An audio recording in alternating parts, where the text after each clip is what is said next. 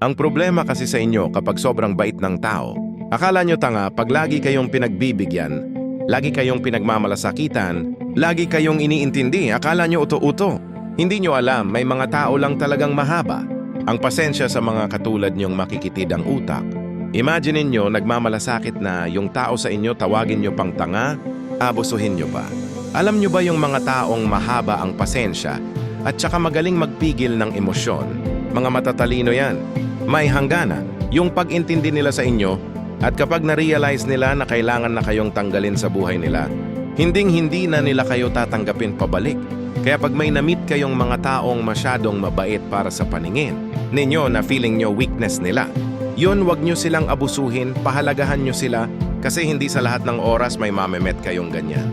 Ang pagiging isang mabuting tao ay kailanman hindi magiging kahinaan. Pinagpapala ng Diyos ang mga yan. At kayong mga abusado, tingnan nyo lagi kayong napag-iiwanan.